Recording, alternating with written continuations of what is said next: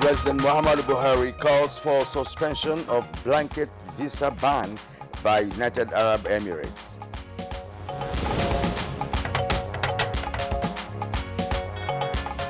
I enjoin each of us to put in even more effort in ensuring the next administration receives every support needed. Secretary to Government of the Federation inaugurates Presidential Transition Council.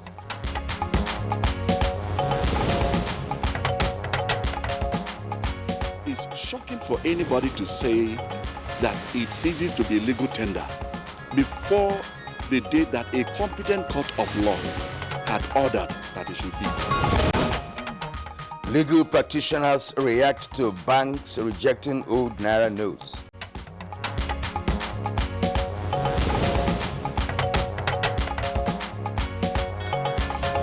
Good Morning Nigeria today discusses the peace accord and widespread electoral violence.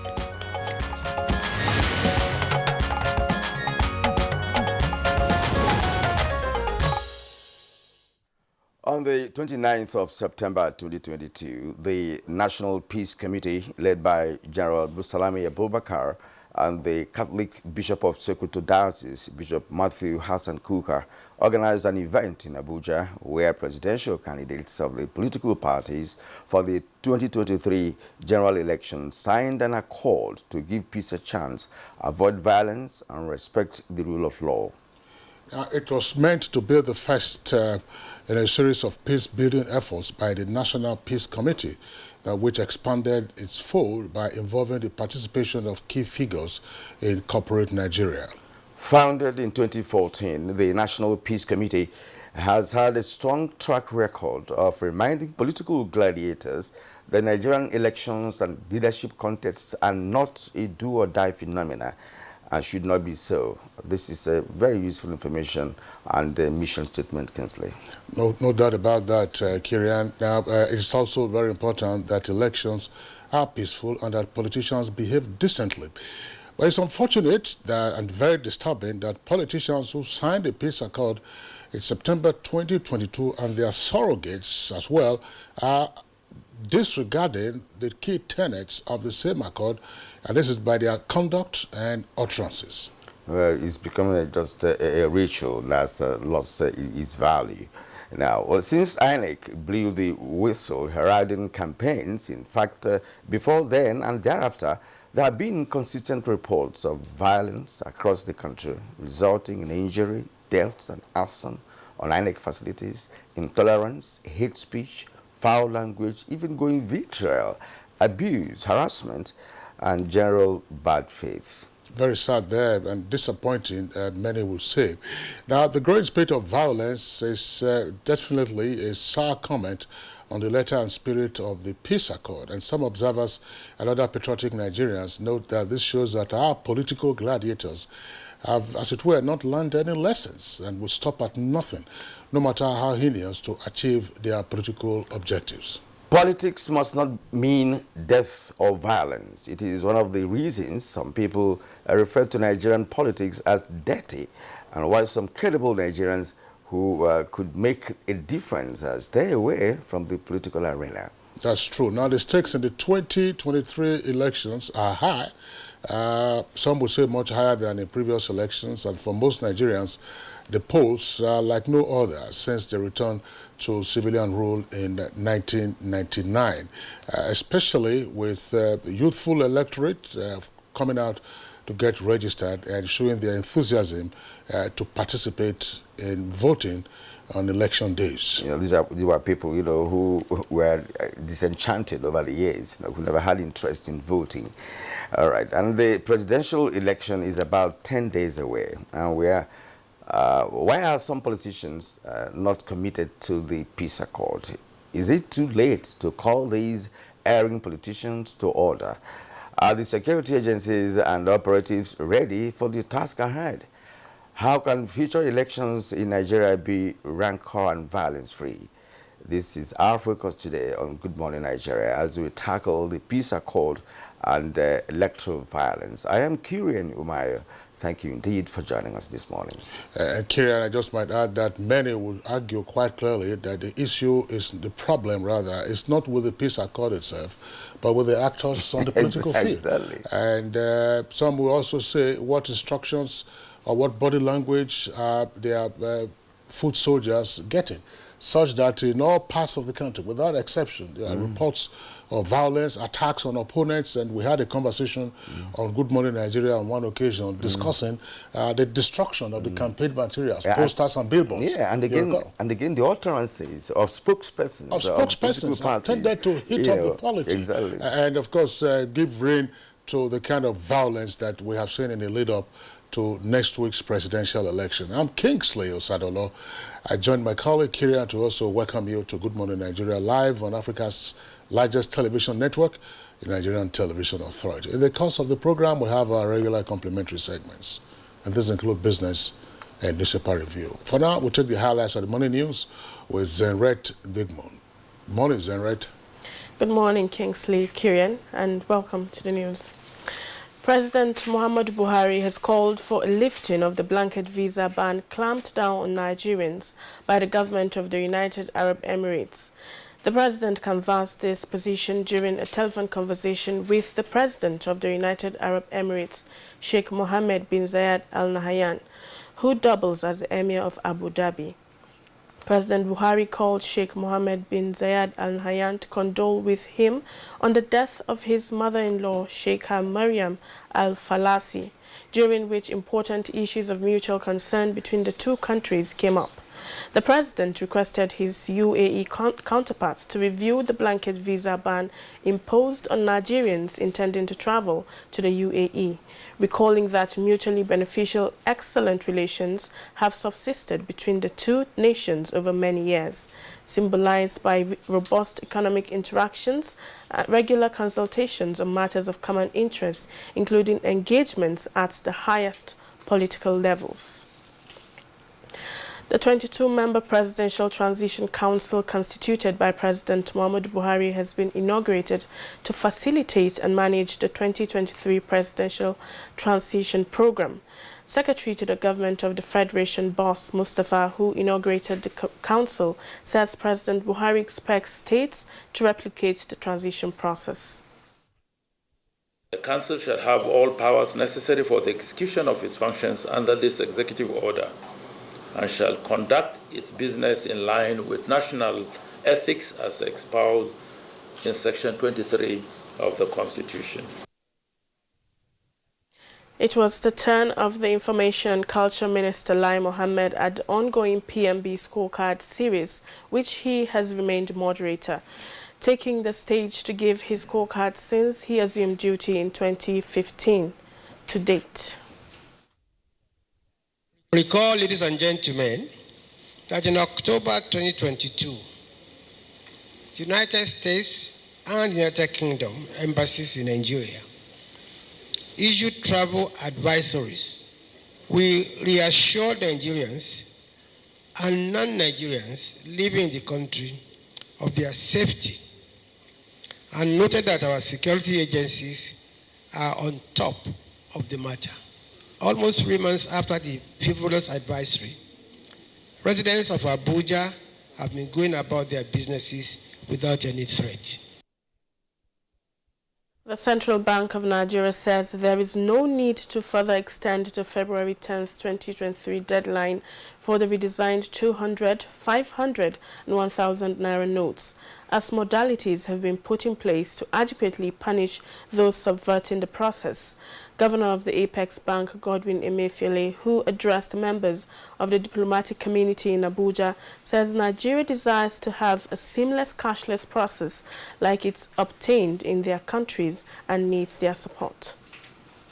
From our market sources indicate that prices of grains and key staples around Suleja, Lambata market, for instance, have generally been on the downward trend since the beginning of this policy. The price of soybeans has dropped from 30,000 to 22,000, maize from 18 to 16,000, and the bull from 400,000 to 330,000. Meanwhile, for some time now, the difficulty being experienced by Nigerians in swapping their old Naira notes for the new ones has unsettled many people. This is because despite the Supreme Court's interim injunction that the old currency temporarily remains legal tender, many deposit banks refuse to exchange them. Some legal practitioners speak on the implications of the bank's disobedience to the Apex Court's order. The Supreme Court has come up with a decision extending the lifespan of the old currency from February 10th to 15th. So it's shocking for anybody to say that it ceases to be a legal tender. So those who are arguing that the central bank is not a party to the suit, or that the federal government is not a party, or whoever is not a party to the suit, are doing so because they want to create and cause mischief in the land.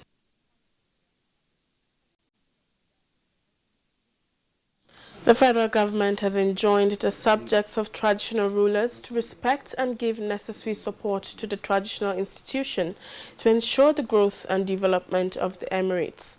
President Muhammadu Buhari, represented by the Minister of State for Foreign Affairs, Ambassador Zubairu Dada, stated this at the coronation of Sarkin Sudan of Kontagora, Muhammad Barau Muazu in Niger State. I would follow up by pleading with them to give him all the support and all the cooperation that he needs. I believe this is another opportunity for the traditional rulers to uphold the confidence of the people.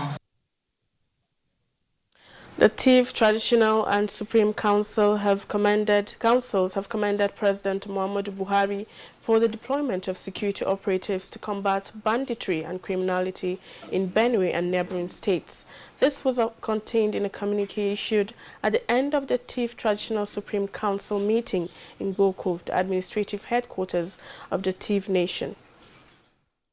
The Council commended the actions of the National State Governor with the National State Council of Chiefs in taking timely actions to arrest the killings of Chief people and the destruction of their property in Nasarawa State. And that's the news for now. Good Morning Nigeria continues with Kirian and Kingsley after this break. Do stay with us. Time don't come for every man to fight for the soul of we country Nigeria. Now who go save our fatherland? Who go rescue Nigeria? Now only one man is stand gidigba and he ready for the battle. Now man we will fit trust Kankpe, he get experience, he get sense, and we all know him. In name na Atiku Abubakar. We they call him the unifier, and in job now to save we country and bring our people together. He get Nigeria for mind and he ready to work make Nigeria safe and better again. Atiku they come together with Ifeanyi Okowa. This team na heleleo. This no be time for sentiment or paddy. No, this na time for competence. This man sabi job wella. Atiku na the answer and solution for a brighter and safer tomorrow. Make we vote Atiku for president for 2023. Vote PDP. Power to the people. Na Atiku Okowa coalition Edo State bring una this message. As the 2023 elections draw near, remember, evil prospers when good men and women only wish for peace, but never take a step to make peaceful elections happen. Are you a father? Are you a mother? What are you saying to your children as elections approach? Have you warned them not to let themselves be used to cause violence? Have you explained to them what the consequences of electoral violence might be? Do your part to make peaceful elections happen. Talk to your children. Protect them from unscrupulous politicians who want to put them in harm's way, while their own children are comfortable at home, within, and outside the country. Let's join hands to make 2023 elections peaceful. This message is from the National Orientation Agency, NOAA.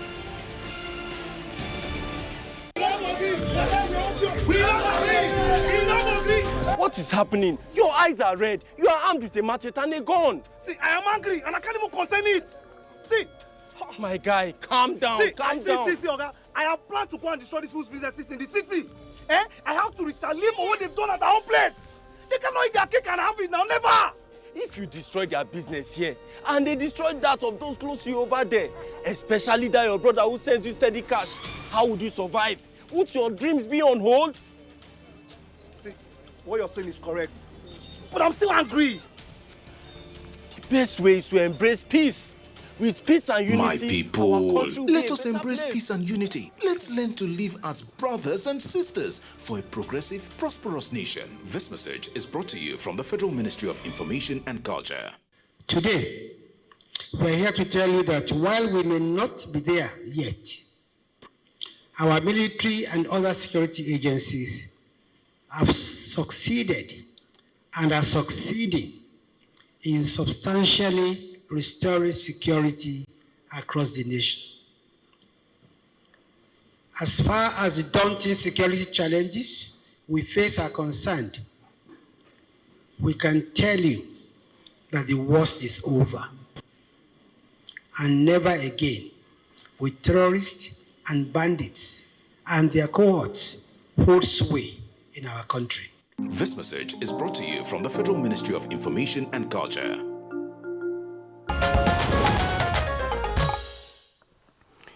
If you're just joining us, this is Good Morning Nigeria on NTA Network Service.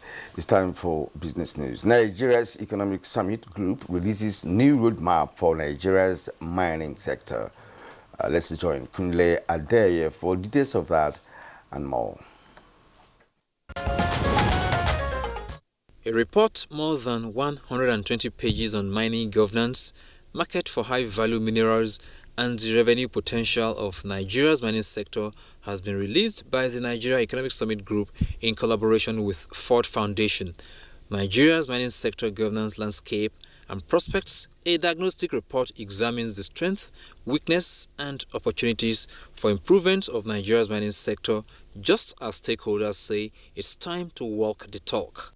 And we hope that with the investments of the Federation to the sector, from the 30 billion that was given by the President back in 2016, and then the portion of the Natural Resources Development Fund that goes to Solid Minerals Development Fund, it's about time that this sector shows some serious activity. And Nigeria's equities advanced by 0.24% as investors gain 72 billion naira amid increased demand in consumer goods stocks. At the end of the trading, a total of 177.9 million shares in 3,617 deals corresponding to a market value of 5.6 billion naira were traded, compared with the previous day, which shows 26% improvement in volume, 80% improvement in turnover, and 2% improvement in deals.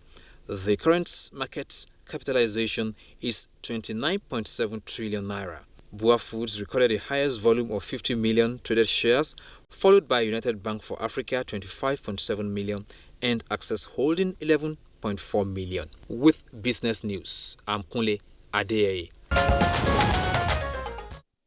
All right, thanks a lot there for the business news package on Good Morning Nigeria. Up next for us is newspaper review.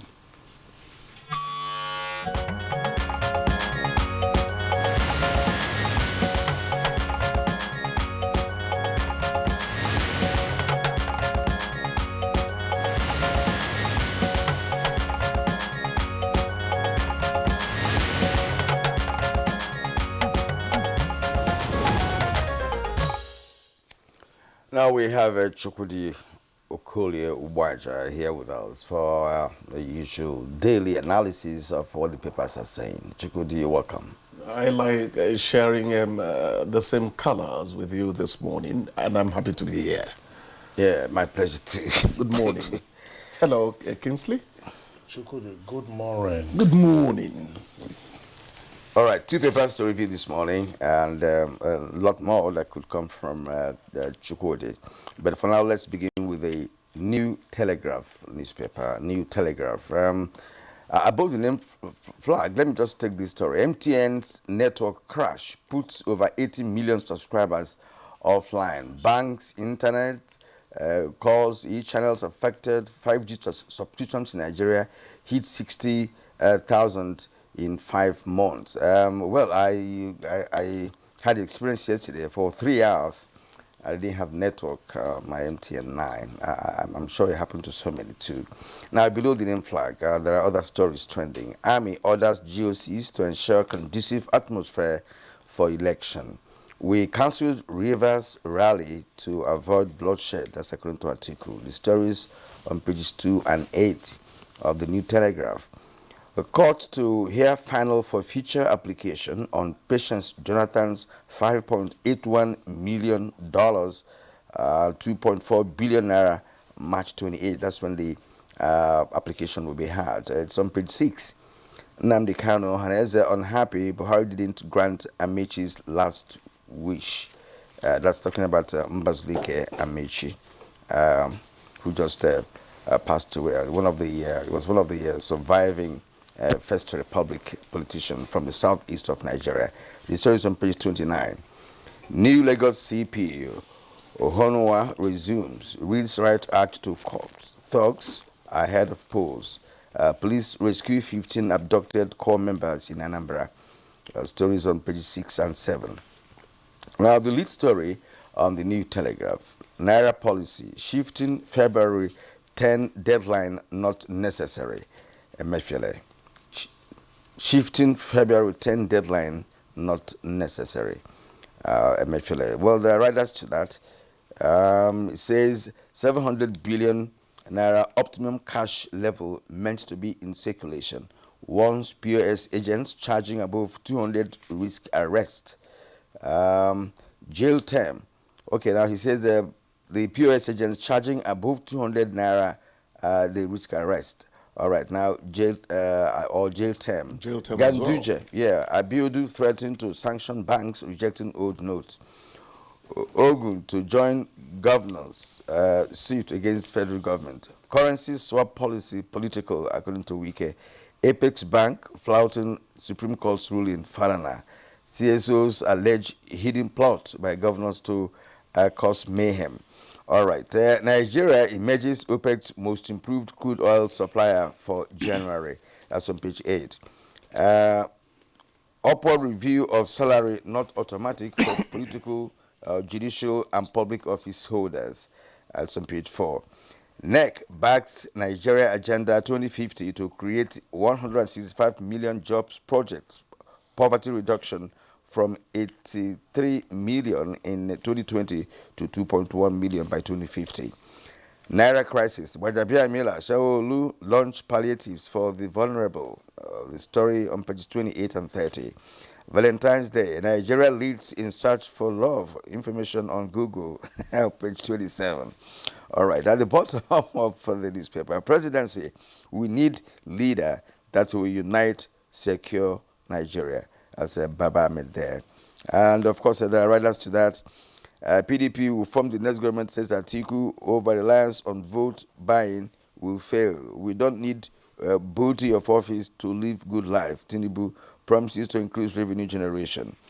Buhari calls for suspension of UAE's blanket visa ban on Nigeria. Requests resumption of Emirates operations, urges national cohesion as he's conferred with traditional title in Owerri. Long-term exposure to air pollution increases depression risks. That's according to study. All that on page 8. Kinsley. Okay, well, the blueprint has stories similar to what you read already from the New Telegraph. So I just take a few of them and skip the riders, because there are many riders to the lead headline as well as the second lead above that. And of course, the story below the nameplate says Buhari in Imo, says Tinubu will be Nigeria's next president. Naira crisis, anxiety as federal government and states return to Supreme Court today. Court halts PDP from taking action against Wike, and federal government set to concession seize hydropower dams through PPP. Contempt. Anti-Bawa CSOs take case to National Assembly, insist on his sack. Corrupt elements behind protests, that's according to the EFCC. Lagos, cleric bags life imprisonment for defiling and impregnating two sisters. Actually, what he got was a double life imprisonment for defiling and impregnating two sisters. tackle threats against general elections, NEF tells Buhari. Nigeria may become biggest crude oil refiner in Africa. REMFAC assures fairness in political and public office holders' pay. FCT, quarry workers and investors beg federal government for prompt compensation. Chukwudi. Thank you, Kingsley. Emefiele justifies Naira redesign and accuses politicians of mopping up the new Naira notes. Some people have alleged that what was designed could actually be sabotaged by politicians because people who work within the monetary system could sabotage the effort. Well, it's still allegation. We don't know. But Emefiele is saying that actually some politicians are mopping up even the new Naira notes. And he was talking when he was briefing the diplomatic community, as Kingsley, told us earlier, on the recent monetary policy decisions. He mentions that seeing to the integrity of the nation's currency is part of the CBN's assignment, taking empowerment, of course, from the 2007 Act. He says scarcity of new notes ameliorated by over-the-counter payments and use of super agents to complement ATM cash payouts. What I still applaud readily is the desire to forge more financial inclusion by raising participation in banking by the citizenry. Remember we said just 2 days ago or so that we are happy that more stores or store owners are now using the POS machine to transact business. We should remember that stemming banditry and ransom taking was also part of the reason for the redesign. The question is it all working? Has purpose been sabotaged? Emefiele alludes to reducing inflation and stabilizing the exchange rate as some positives, recently. Now, the ultimate question, as we wait for the all-important CBN announcement on the relevant case before it, is what is being done to reduce the difficulty in getting the new notes? That's a question we need to answer. Now, in spite of Emefiele's 3-point solution, earlier mentioned, there is still a lot of difficulty getting the new notes. Well, yesterday, I was able to buy my own 5,000 naira for 600 naira. I was later told I was lucky. It's even higher elsewhere. Anxiety as FG states return to Supreme Court today. This is to be expected. Why did you have to buy the 5,000 naira for 600 naira? Why did you have to buy? I needed money to spend. And you had no POS points, you had no transfers to make? Sometimes you don't want to spend 1.5 hours at the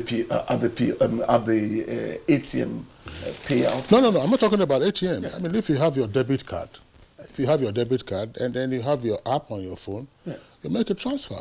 I've mentioned this on one occasion.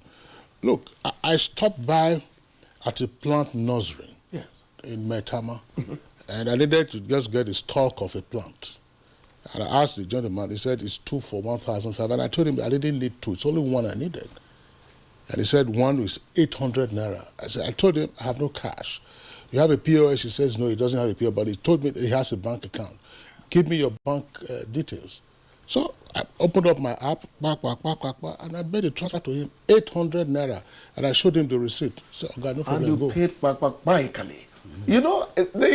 issue I have with Kingsley sometimes is that he presents a very orderly, You don't transfer when you buy crayfish from a woman in a market. You don't transfer when you buy akamu from a woman in the market. I agree. That's the point. You don't buy those things. You don't have 500. You don't have 50 naira notes.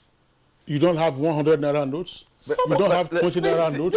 Basically, we have more of cash economy. We have cash economy. Yes. If you go to a local I like market, his optimism. If you go to a local market, no matter how organized, what he presented is. Yes. In some cases here, what he's saying was, I told you, I even bought pineapple on the roadside. But, you know, incidentally, the man did not have a bank account, but his younger brother, you know, staying close to him, had. So he called him, I paid into his account. Yes. So it is still working. It is still working. Reasonably. But then, when you want to now measure, to say, look, what is the ratio? Of course, you understand that if you go to local markets, people still use cash to transact business.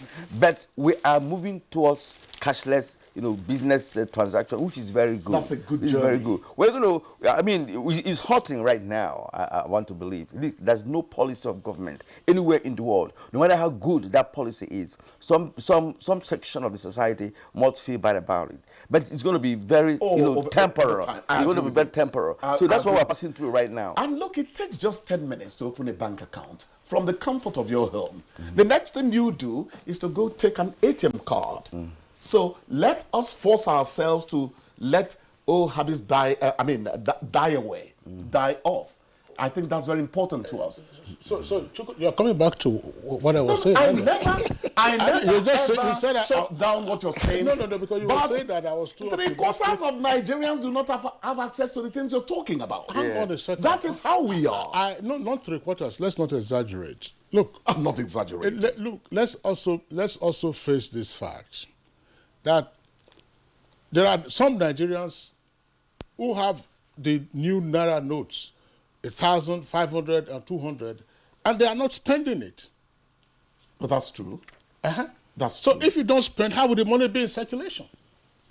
How would the money be in circulation if you don't spend it? So everybody collects, and then see we have created an atmosphere of anxiety, of fear, of concern, to say you don't know what is going to happen, or CBN will not print more money, so the little you have, keep. The little you have, keep. If you, by the time you add up the little amounts that people are holding minus those who are trying to hoard for purposes later this month, that one is a different, those ones are industrial scale hoarders. Let's forgive people who are suffering from circumstantial ignorance. Why would they keep the money? You know what? Stupid. You must buy. You must buy. If you are hoarding, you are hoarding. After hoarding, you must buy. You must buy. I still spend cash every day, but perhaps little, you know, but I still spend cash every day. And other people do. And so are you spending cash the way you were spending before? No, not necessarily. In fact, I mean, I'm more disciplined now, you know, than before. They are helping me save money. That's exactly what I said 2 days ago. Some of the expenses have been making were stupid expenses. Yes. This is a learning period, gentlemen. And, you know, that takes us to Kingsley's argument, really. Old habits are merely dying hard in Nigeria. Many of the things we go through, we call agony, are concocted and foisted on ourselves. Exactly. And if you call it agony, let me tell you, change is constant. And if you don't change, change will change you. Change will change you. And when change changes you, you will find it difficult to adjust yourself. Change will push you aside. So you better follow. Move on. Let me also drop this. You might not. I'm not saying it's a middle class, upper middle class syndrome, and so on and so forth. When you look at the fruit platter we have on our table this morning, do you know? Just ask yourself. You buy fruits sometimes, and those fruits you have to throw some of them away, simply because they just decayed, or you couldn't just take them, or you said, no, I don't want to take an apple this morning, or this is a mango, I don't want to take a mango. Let me, orange, maybe perhaps I'll take a tangerine, or take a slice of watermelon. There are food items, some food items, or even simple groceries. Yes. You buy, you just stock them, and after they expire in your presence. When you have neighbors who need them. Well, it happens all over the world. It goes now. Before you go and say you want to go and buy this thing, you check, and they'll be asking that you have POS. Oh yes. Or your bank. Yes, it's a very good thing. All right. Please, quickly, please let me do this. EFCC raises alarm over what it calls sponsored protests for the removal of its chairman, Abdul Rashid Bauer. And somewhere in the same newspaper, pro and anti-Bauer civil society organizations trade words over calls for Bauer's sack. Look, is it all storm in a teacup? I want to ask. Should Bauer bother if he is blameless? My people would say, Okolo Fuma Adiekenke. You know what that means? A man with a clear conscience does not and should not steal glances over his shoulders. Sometimes you want to think that there are too many image contractors in this country. Some people are crying more than the bereaved. Bawa is not complaining so much. Why do we leave substance and chase shadows? Let the man do his job. If there's something to account for later, we'll get to know over time. But let him do his job. The question is why are we like this? Who is bothered about Bawa leaving power? Leaving office. Why is it necessary for him to leave there? Let me tell you, this young man is fighting corruption, and corruption is fighting him back. Yeah. That's what my analysis to that. Because me here, what business do I have to know to campaign for Bawa to leave office? Yeah. I don't have any concern because one, he's doing his job, right? If the government that appointed Bawa says he's not performing optimally, well, that's a different kettle of fish. But for you to come and say you are CSO and you are promoting the removal of somebody who is doing his job, I don't want to believe it, because this guy is really hot soup. To chase these guys around is not easy. It's not a tea party. I agree with you totally. It's a tea party. It's a coffee party. All right, Chukudi. Well, I've refrained today. Of course, we await what happens at the Supreme Court, and thereafter, of course, God willing, we'll have the opportunity of having an interaction around that. Chukudi, we appreciate you being around. Thank you so much, gentlemen, as always. Okay, it's Good Morning Nigeria. We're live on NTA's network service, broadcasting from our Abuja headquarters studios. We'll take a short break now. When we return, it will be time for us to examine the peace accord signed by political parties against the backdrop of widespread violence in the lead-up to this year's elections. It's a new dawn for Nigeria. Oh, better days are coming. Better days that gives us hope and strength. Oh, Latino boys determined to keep this hope alive. Bring the smiles back to all Nigerians. It's a new dawn in Nigeria. Renewed hope beckons on our people. The silver lining dots the skies. The firmament portents a bright future as the people of Nigeria move to vote a man whom they have come to trust for the realization of their aspirations for a better Nigeria. That man is Asiwaju Bola Tinubu. He has been tested. He can be trusted. Vote Asiwaju Bola Tinubu as President of Nigeria 2023. Vote Kashim Shettima as Vice President. Vote APC. Surely with Bola Ahmed Tinubu, the smiles are returning. We are close to home. Bring the smiles back to all Nigerians.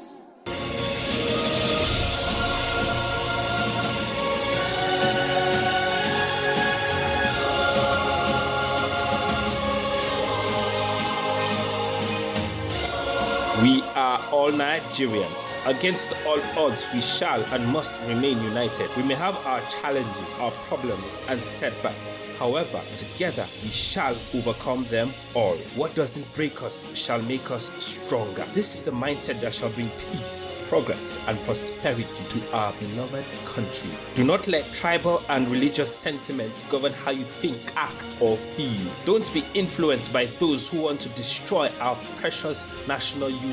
Everybody who's a Nigerian is your brother and your sister. This is the mindset of the new Nigeria. It is also the mindset that we must all adopt. Let us support each other in creating the Nigeria of our dreams. This message is from the Nigerian Television Authority, NTA. Critical military objectives of total defeats of the terrorists in the northeast is already been achieved. Synchronized group and air operations have continued to inflict huge casualties on the terrorists, and they have been forcing many of them, including their commanders and emirs, to surrender in droves with members of their families.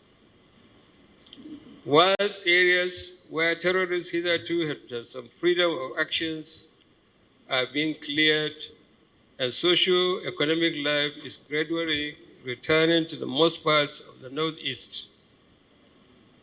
As while internal displaced persons are now returning to their ancestral homes to start life all over in dignity, under a safe and more secure environment.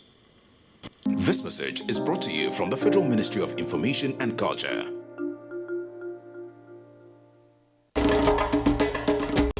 To every politician, as the campaigns gain momentum and passions begin to rise, remember, the errors of your opponents do not make you a success. Do not run down your opponent and inflame passions to violence between and among your supporters.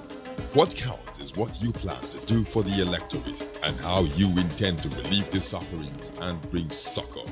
Nigeria is in dire need of patriotic leaders at all levels. Leaders who will make national development their priority.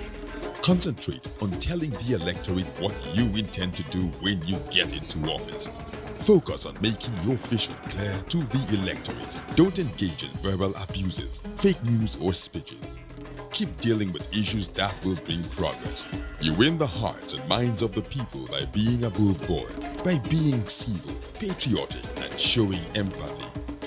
Let's join hands to make the 2023 elections peaceful. A message from the National Orientation Agency. What we face mostly now are flashes of cowardly attacks from the rump of groups that have been routed in one location or the other, moving to another to give the false impression that they are still strong. Our ultimate goal is to eliminate them altogether and restore total and lasting peace over every inch of the Nigerian soil. Sounding tall, but take it home. We are determined to ensure that every inch of the Nigerian soil is safe. That determination is there, the order has been given. But we shall continue to protect the lives and property of Nigerians and foreigners in our midst.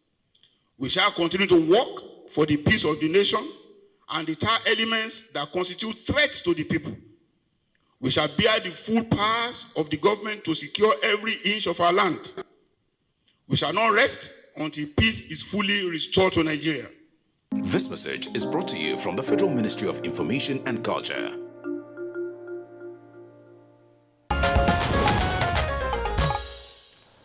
All right, still watching Good Morning Nigeria on NTA Network. The Peace Accord was initiated to be signed by political parties to commit them towards ensuring peaceful electoral activities. However, with the growing spate of violence, especially during campaigns across the country, what does this portend for the 2023 general elections?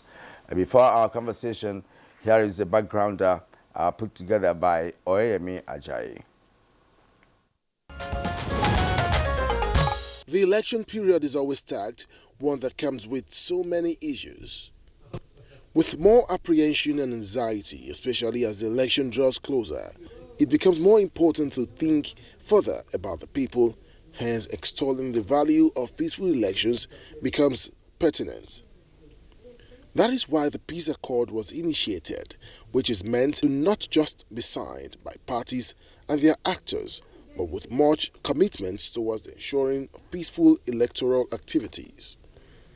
The 2023 general election is not in any way different when the National Peace Committee, led by General Abdulsalami Abubakar and the Bishop of Sokoto Diocese, Bishop Matthew Hassan Kuka, organized an event in Abuja where presidential candidates of the political parties for the general elections signed an accord to give peace a chance, avoid violence, and respect the rule of law and order. This is to remind political gladiators that Nigerian elections or leadership contests are not a do-or-die phenomena and should not be so. However, despite this, pockets of electoral violence have been recorded in parts of the country.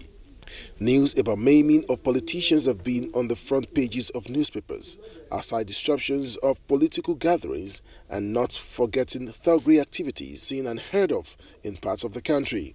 These have made many question the strength and efficacy of the peace accord signed, as well as if indeed the political actors are quite committed to the signing. Since September 29, when the pact was signed, numbers of INEC offices have been burnt by hoodlums, aside inciting of violence by these political gladiators.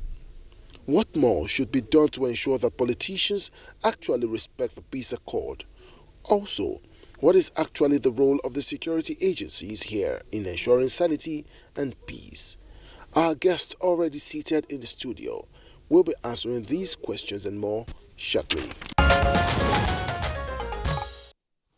Many thanks to Oyemi Ajayi for that background report. Now with us to discuss the issue, let's welcome the chairman of the Inter-Party Advisory Council, IPAC. He's also the presidential candidate of the Action Democratic Party, Engineer Yabagi Sani. Engineer Yabagi Sani, we're glad to have you again on Good Morning Nigeria. Thank you. Okay. Also here with us in the studios is the convener, Nigeria Civil Society Situation Room, as well as country director of Action Aid Nigeria, NOB. We're glad to have you this morning. Thank you. Good morning, Nigerians. It's a pleasure to be here. All right. And with us in the studio as well is DIG Adeleke Adeyinka, MNI. He's in charge of operations. You're welcome. And congrats on your new elevation. Thank you. Good morning, Nigerians. All right. And via Zoom is the former Attorney General and the Commissioner for Justice, Kaduna State, Mark Jacob. Mark Jacob, it's a pleasure to have you with us this morning. Thank you. Good morning. All right. Once again, we welcome our panelists to this conversation. Let me begin with the chairman of IPAC, Engineer Yabagi, who is also the presidential candidate. In September last year, when the peace accord was signed at the International Conference Center, you were in attendance. You were also one of the signatories. It was a high-profile event. President Muhammadu Buhari sent in a video message. Former President Goodluck Jonathan also sent in a video message. And indeed, they were the first to have signed a peace accord ahead of the 2015 general elections. That was only 5 months ago. And we had you here in our studios sometime last year after we observed that the campaign materials of certain persons, certain political parties were being destroyed willfully in some parts of the Federation. And since then, there has been no let-up in the scope and range of violence that we have seen. There have been some fatalities in some locations, and we have also seen property belonging to INEC, political parties and individuals, of course, razed. Engineer Yabagi, is the peace accord in tatters? Well, not at all, because when you look at the reasons why one of the reasons why we had that signing ceremony and the peace accord itself is to underscore the importance of peace, and also to realize the fact that in Nigeria we have a lot of dichotomies that are really interfering with normal democratic practices that you observe in some other climes. Dichotomies like religion, ethnicity, region, these are primordial sentiments that no matter how much you try, they always rear their ugly heads, at one point or the other. So, and again, when you look at the build-up to this election, 2023 elections, you will agree with me that those sentiments, one way or the other, were factored into the emergence of most of the candidates that you have. So, right from the beginning, you have already, created a situation that you couldn't have any other thing but to come up with some of the things you say you are having today. Because if you look at the incidences that have happened, especially the last one, the one in Lagos, it's just about because the candidate then was not, or is not, one of them. And they feel that it's an affront for somebody from outside our enclave, if I may use the word, coming to now, taking away what we think is ours, what they think is theirs. So, so these are the reasons why I think some of these problems are coming up.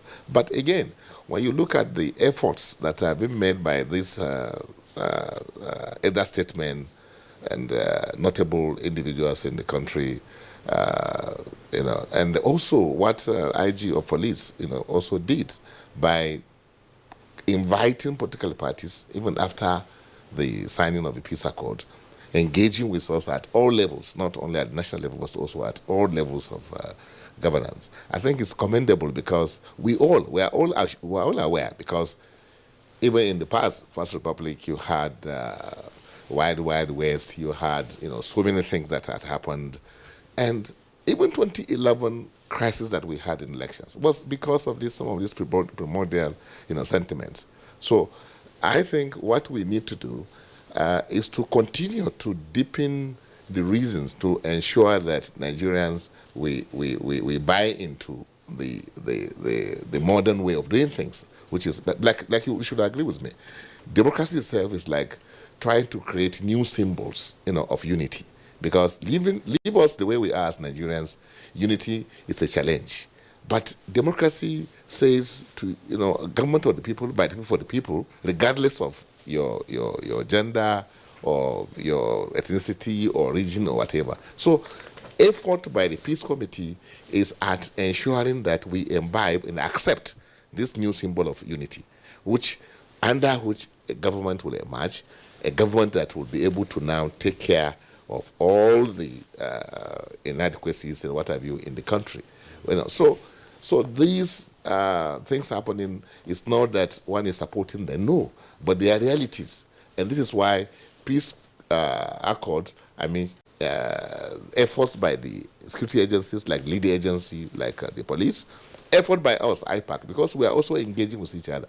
We are having meetings in order to establish a situation where it will not be winner or takes all syndrome, because that's what makes it to even be more aggressive than you are.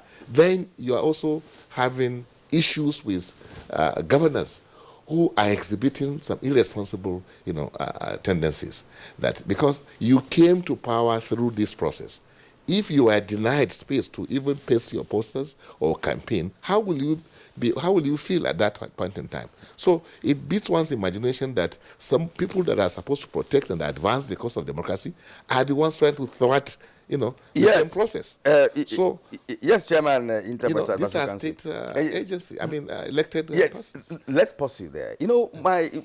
My colleague puts a very important question to say, look, is this accord in tatters? But if you go back to history, we've always had cantankerous elections in this country before the advent of a peace accord in 2014. 2014, yes. And just the other day, we've had elections in 1956-57. We've had elections after that, towards the First Republic. It was cantankerous. Do you understand? Then after that, in the Second Republic, we still had this issue. At a point in the Second Republic, acid was freely used. Right. So what we are talking about is that why is it that whenever there's the election cycle coming up, it's like a war coming in. It's like a war. And when the people who articulated the idea of having a peace accord, did that, they meant well for Nigeria. Yeah. Yet after that, you are still seeing, people in positions of authority uttering some, hate language and what have you. And let me tell this to you, presently, as we are now in the current campaign, I've seen on social media, 2 key persons running for, one is running as a presidential candidate in this country. And I don't know how the video leaked, but it was saying, we have to take this by force. He's talking to some young men. Another one was saying, look, we have to intimidate these people. I don't need to mention these names, but they're on video. So these are people that you're talking about, who signed the accord you are talking about. And you're talking to followers who have nothing else left apart from going to fight for their principle, who is feeding them and all that. So what we're saying is that why is it that this continues in our life? And I want to bring in the former Attorney General and Commissioner for Justice, Kaduna State, who is also a politician, Mark Jacob. What is the problem? Is the peace accord working or not? Thank you. First of all, it's important to say that the signing of the peace accord is becoming a mere ceremony where the elite come together, sign papers, and walk away. Because, look, truth must be told. We have seen, even within the last 2 days, situations where political actors inflame nerves, say things that are completely outrageous, and instigate violence. Look, when somebody begins to say that if his candidate does not win, there will be no Nigeria. When somebody begins to say that, look, if you come to campaign in my state, I will chase you away. Or when somebody deliberately uses state apparatus, sends police officers to venues of meetings of opposing political parties to go and chase away politicians of a camp that he does not belong to, and nothing happens. Using state apparatus. This is happening in Rivers, where somebody in government house, will direct policemen to go and attack people who are holding meetings that he does not agree with. We are seeing people in different political parties, elites, big men, saying things that are actually like instigations to violence, and nothing happens to them. So the peace accord signature appendment has become a mere ceremony, and those who are in charge of the violence within the political parties do not take that ceremony serious. And they know it. And the government knows those people. Yes, 2 days ago, or is it the day before yesterday, Fani Kayode was invited by the DSS. And he came out later to apologize for things he said. But is that enough? Should people be free to say rascal things and then walk away after saying it, and then come on television to make a jest of it, begin to say, well, I should have acted differently? Is that enough? How do we stop this nonsense? People who are supposed to be responsible people are saying things that are prerequisites for violence. There are young men and women in the streets who are waiting for just a word from political actors, and they'll go into the streets and cause violence. They will go and attack opponents, particularly when you tell them, for instance, that if their candidate does not win, it means the election has been rigged. And I've seen that language from many quarters. And those who say these things, nothing happens to them. And they are big men within our communities, and they don't hide. They don't say these things in their bedrooms. They say these things on microphones. So there is no way anybody can take this peace accord signing seriously when the actors, the real actors in this signature signing, are the people that are encouraging violence. There have been a couple of campaign rallies, and I've seen how people from nowhere will descend on people who are dancing and singing. People with weapons will descend on those people. And nothing happens thereafter. So for me, the peace accord is a beautiful initiative, but it has become largely elitist, dealing with people wearing big gowns and suits, come together, sign, laugh with each other, and walk away.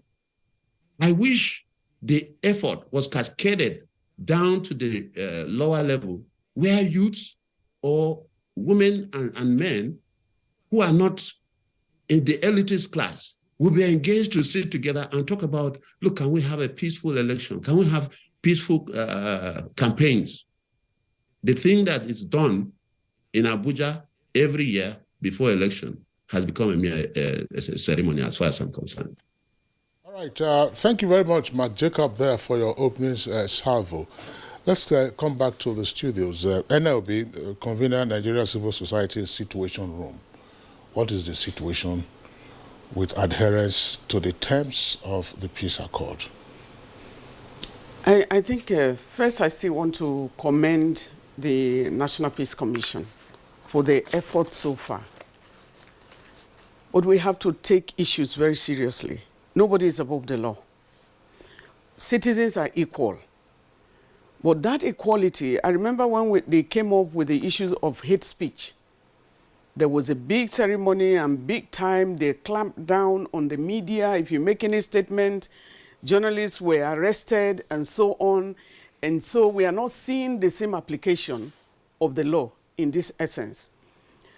The peace accord, I remember that in Kogi, you know, when you have the off-cycle election, it gives you, you pay detailed attention to states by going into detailing of each of the states signing peace accord. I remember in 2015, a candidate was prevented from even entering the hall to sign the peace accord by certain people. You know, so yes, we had a beautiful ceremony. You were there, you know, Engineer Yabagi was there, and we were all there to witness. But what are the issue of impunity? The kind of, you know, some of the candidates that we have freely open their mouth as if they are not thinking. And so, what is the process from the last peace accord to the next peace accord? Are we able to do a tracking of the speeches of those? And we have them online. You know, the speeches that these candidates have made. Has there been any kind of caution because you're a presidential candidate? You are a candidate. You are applying for a vacancy seat. Just like every other person, when there is a vacant position, you go for an interview, and that is what they are doing now. Nigerians are seeing what they're doing. And so you are applying to the Nigerian people for employment. And so those utterances, and we are seeing, like you referred earlier, we just had a rally in Lagos. Look at what went wrong in Lagos. Many people are still in the hospital because of the injury, the utterances, and we have these utterances. One of the heaviest, you know, if you walk and you are talking with the recs of many states, that's the resident electoral commissioners, they're saying this one say thugs are my problem. We need to change the narrative about our youth. We are going into this election with a lot of violence, a lot of mobilization, a lot of anger too. You are having the Naira issue that is, you know, the cash crunch and so on, and issues of heavy level of poverty. So you have anger in the land. But when are we going to change? Are these the leaders that we are talking about that we want to vote in, that will make a difference in our lives, that will change the tentacle? If you cannot keep your word should be your bond. And like I always try to put it out, I said, you are going to be an ancestor. All of us in this room, we are going to be people's ancestors one day. What kind of ancestor do you want to become? Is it an ancestor that is saying words that, and you know, grandchildren, they are very, very up when you say something and you practice another. We need to be able to walk the talk. And so we are looking at this ceremony again. You know, as we commend the Peace Commission, I think they need to look at the tracking. How do they work with the police? How do they work with the judiciary? Because we have to bring in the issues of the judiciary. What are the issues that we are going into an election where more pronouncement or declaration of winners is coming from the point of the judiciary instead of the electoral umpire. Instead of INEC pronouncing, you see people who are number 4 or number 3 getting into an election that something, and you see people whose names were never in the ballot box. When the election is being contested, or the primary is contested, they are now getting into the platform. They are getting the tickets. How? And these things are being pronounced. So as we go into signing another one on Saturday, I think it's about the tracking of the words of the politicians, that they need to take it seriously, and there has to be trackers. There has to be a way where you bring them into justice. You have to have sanctions in terms of what you do to people who are making these pronouncements. Okay, thank you, madam. Well said. Yeah. In fact, an expose. DIG Adeleke, I don't really envy you, you know, considering, you know, the spate of violence that we're talking about, and the character of politicians that we parade, you know, in the political arena. We all know the constraints of the Nigerian police in terms of challenges, you know, in terms of the number of policemen that we have, in terms of funding the policemen, like equipping them properly to be able to discharge their responsibilities. Now, how are you coping with all of this, with respect to the fact that, of course, in the next 10 days or thereabout, we are in for a general election? Thank you. Like we've said, we are ready for the 2023 election. But looking back to what my fellow panelists have said, I need to state that it's not as bad as we are painting it. The peace accord signed is something that is worth abiding with. And when we have pockets of these incidents in places, it doesn't mean that we should generalize that the situation is this bad. We mentioned what happened in Lagos. The magnitude of what happened in Lagos is not as much as the way we are painting it. We have records of what happened in Lagos. Then coming back to the readiness of the police, we are ready. All our manpower, all our men have been mobilized for this election. And the support that we are going to get from the sister agencies have been promised, and we are adequately prepared to move on. But let us assure our people that apart from some security issues that might not be related to election issues, we should not model them together. There are security issues, actually, which we are handling properly, but they are not related to the election. We've had problems in some geopolitical zones, though we need to be more at alert during the election period. So it's not that the accord has broken down at all. Thank you. Well, I think you mentioned something. You mentioned something, Yes. other security issues that may not be related to elections, that may affect the election. Southeast, for instance, is there any special package for Southeast? We've taken cognizance of the Southeast. We've mobilized our men that are going to be on ground on that day. The Inspector General of Police of recent have done the postings of men that are going to move to those areas. And to assure or to ensure a certain level of neutrality, senior officers that are going to monitor these elections have been changed. People that are on ground, new ones are going to come in. And we have special attention for the Southeast. And we are assuring Nigerians that we should not lose faith in this system. DIG Adeyinka, thank you for your comments. Are you propounding that there should be some tolerable level of disturbance in the course of electioneering? To say that what's happening is probably just normal, so we can accommodate this. Against the backdrop of what I said, and Engineer Yabagi was our guest sometime last year, after the signing of the peace accord, when campaign materials were being destroyed in different parts of the country. Quite aside from the fact that some state governments were imposing what seemed to have been discriminatory fees and levies for the exhibition of campaign materials.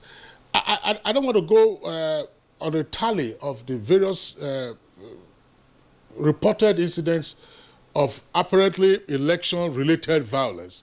There was a real-time postage, for instance, coming from somewhere in the Southeast.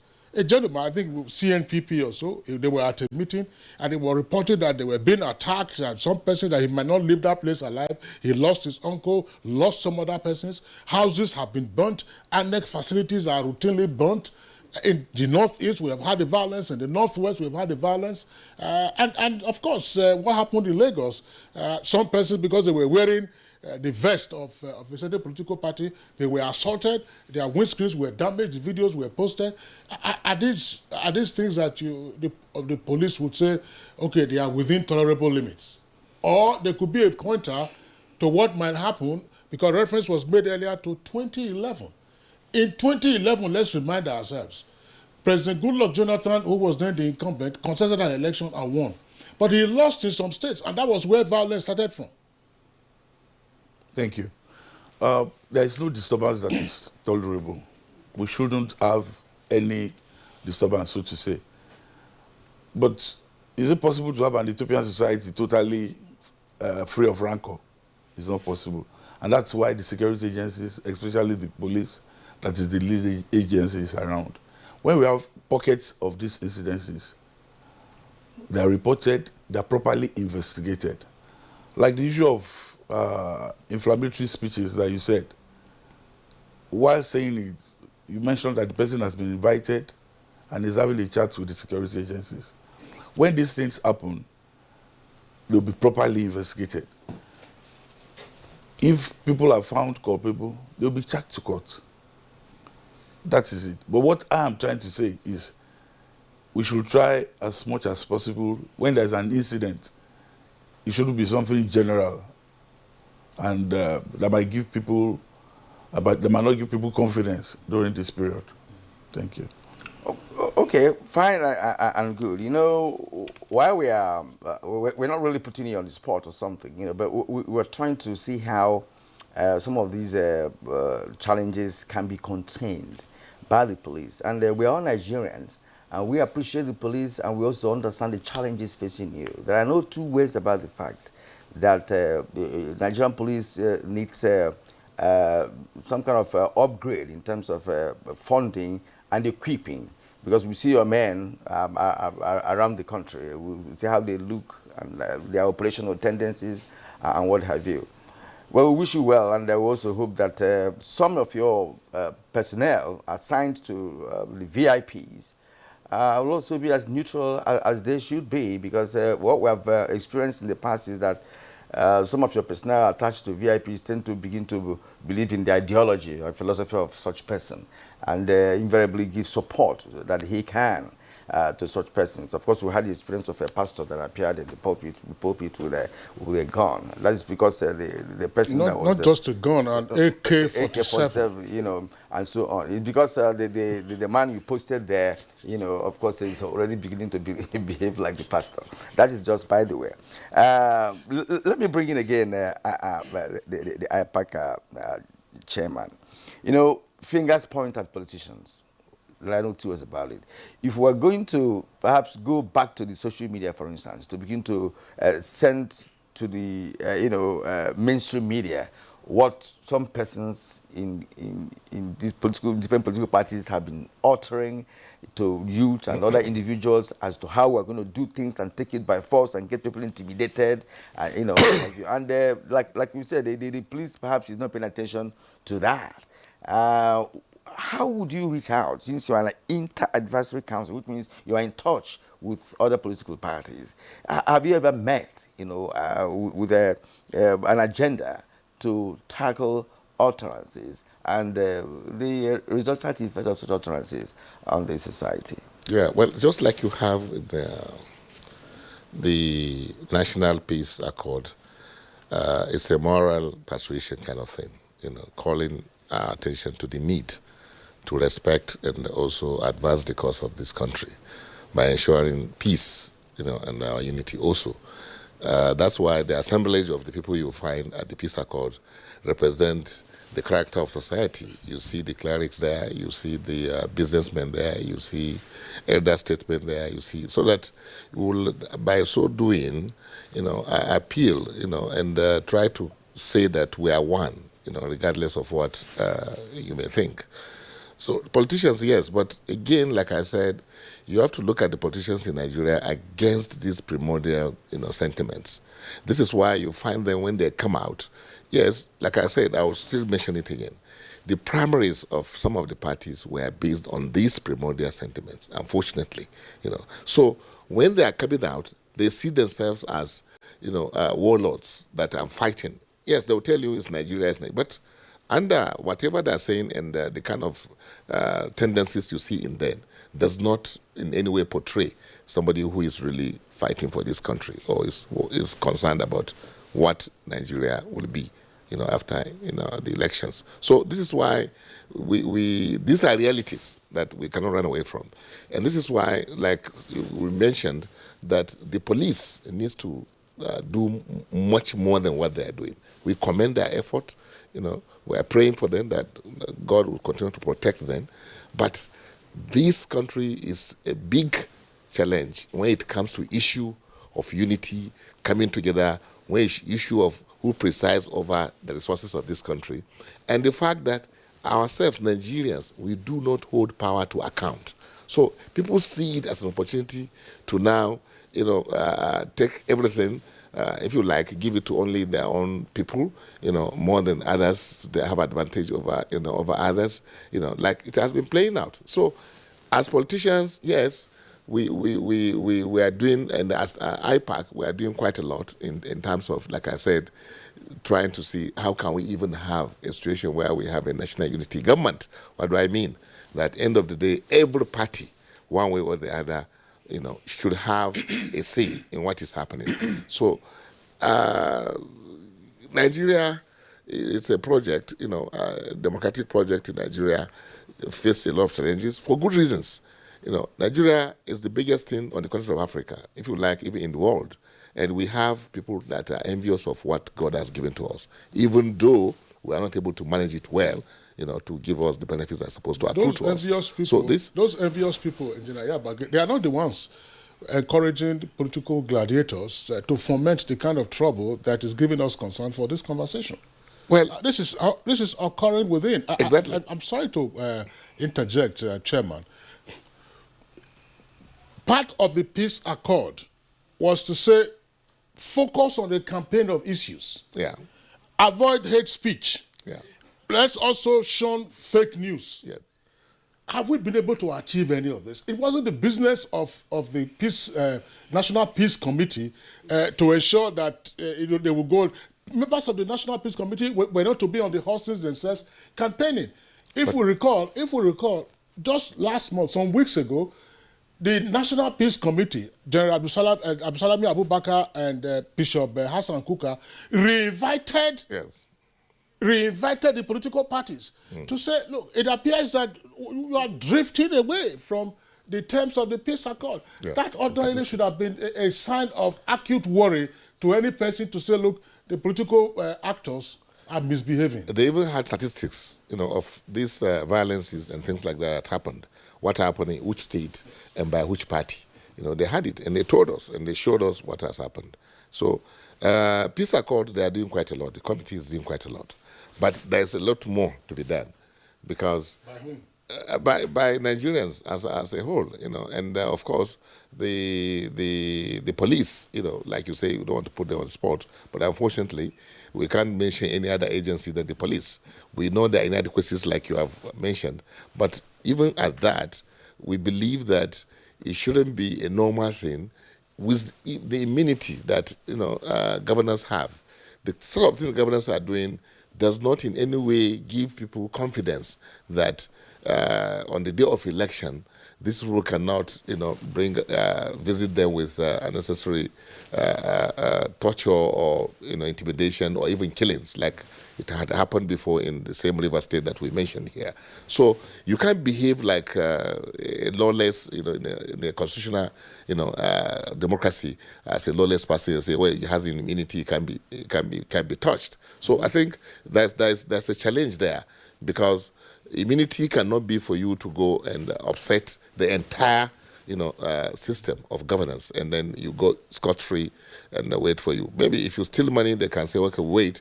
But when you kill people, when you obstruct the free flow of political activities, somebody somewhere should talk, and somebody should be called to caution.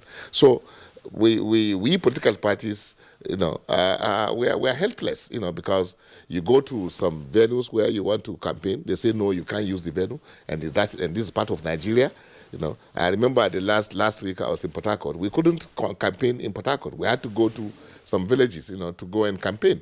That is not what the democracy is all about. That's what we're aspiring to have. So if somebody can get away with that, how am I sure on the day of elections? How can my members be confident, or members of other political parties be confident to come out, to cast their vote? Now you are coming to the issue, to the crux of the matter. So that's why I'm saying that we know the inadequacies of the police, but still, who do we look up to? Yes. Thank you. Former Attorney General, Commissioner for Justice, Kaduna State, Mark Jacob. We'll bring you in one more time because I'm happy you're also a lawyer. What we're seeing today could be said to be campaign of calumny, a campaign of character assassination, campaign of personality destruction because of the languages that we're hearing from even sitting governors making categorical statements, that is inflammatory.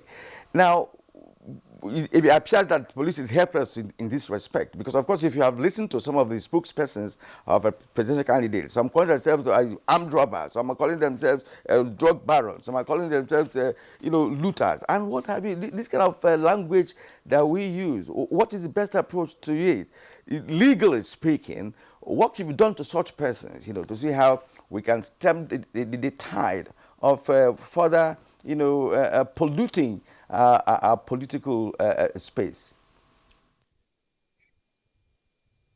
To tell you the truth, I am a very sad participant in politics these days. Sad because we have a regime or spokespersons that take advantage of their appointments to talk about themselves. Not the party, not the candidates they are representing, not the issues that the party or the candidate represents. It's so embarrassing to see how spokespersons are throwing mud at each other. You are not appointed to talk about yourselves, for God's sake. You are appointed to speak for the political party or for the candidate. A situation where people begin to talk about who is a womanizer, who is a wife beater, who is a thief, amongst themselves is uncalled for. And honestly, it's becoming ridiculous that people, grown-up men, come on the streets through the social media to watch their dirty linens for everybody to see. That was not the purpose or intent of your appointment as a spokesperson. Now, the other angle to this whole issue is that INEC is apparently helpless because the Electoral Act makes provision for discipline and how to handle people who overreach themselves in their assignment or in their work. You cannot, using your position as a sitting governor, for instance, to prevent people, other political parties, from holding their rallies in places where they choose. You cannot, under the Electoral Act, begin to impose fees that did not exist before now on stadia, public utilities, and stop other political parties or political persons that you do not like. You begin to impose irresponsible fees that before you use this place, you must pay 10 million, 15 million, which was not existing before the election process started. The Electoral Act sanctions or provides sanctions against that. But nobody is enforcing it. And I will repeat again, a situation where persons in authority use state apparatus to intimidate opponents must be looked at. A situation, it appears even the IG is helpless because reports abound where persons in police uniform, in active service, go on the instruction of sitting governors to disrupt political parties, meetings, to inflict injuries on people, to stop people from holding campaign meetings or rallies, and they boast about it. A sitting governor says, yes, I chase them away, and nothing happens. Policemen who are collecting salary from taxpayers, they are now answerable to governors and doing rascal things, and nothing happens. Now, these are the issues that, unless there are sanctions, unless people are called to order, impunity will continue. And violence, just like the chairman of IPAC said, there is no assurance. Nobody can say that a man who did not allow you to campaign in a venue that you wanted, there is no assurance that he will allow you to come and conduct election or to vote for a candidate of your choice on the day of election. And these are things that are being done daily. And nobody, not even the peace, peace committee, have called anybody to order. And INEC appears helpless, completely helpless. Nobody has been called to order. Nobody appears to be sanctioned for things that they are doing openly. And this is where Nigeria is, that impunity has become the order of the day. We are becoming like the jungle. You just take law into, take power and use it maximally and boast about it. There is nothing to restrain you from being a rascal as long as you are in power. And that is the issue.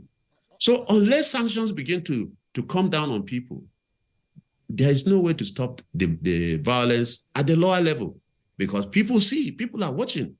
The masses are watching. The poor man in the street, who is even angry over everything in this country, is looking for an encouragement. And when the leader of a political class or a group begins to behave like that and acts like there is nothing that will happen if he does something, the angry man in the street will also take the law into his hands.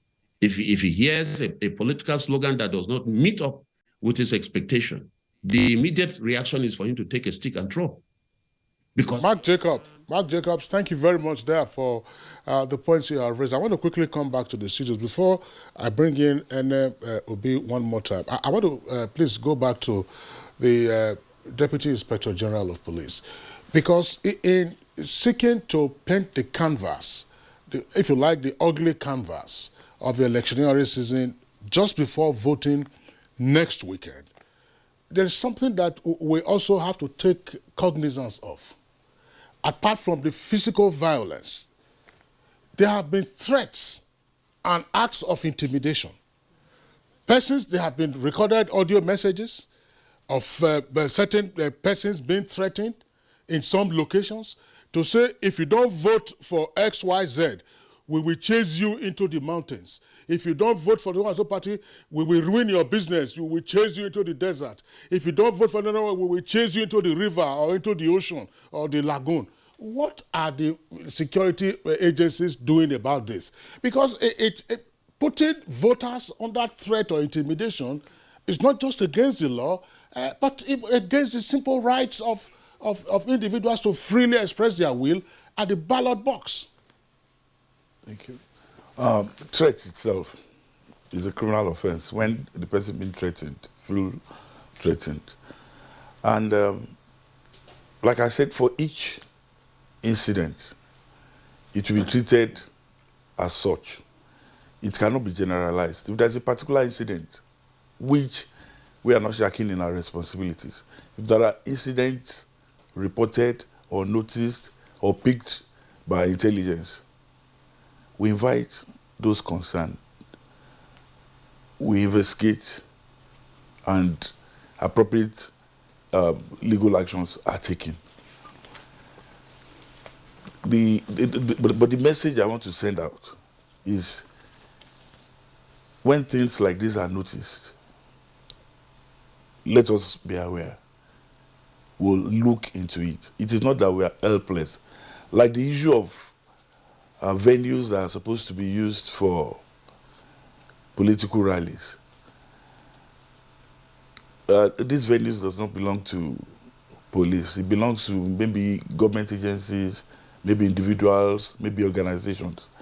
And the usage of those venues is at the discretion of the owners. If they don't want to give it out, there's nothing the police can do to force them to give it out. But in the spirit of what we are doing, I will employ that people should allow some of these places to be used so that there will be a balance. Okay, we're going for a break, but before that, let's get NLB to come in here very briefly before we go on break. You're an activist and the country director, Action Aid, so you have some international links. Yes. What happens in other realms? Because it appears that Nigeria has a different kind of politics or politicking. You know, our approach is totally different.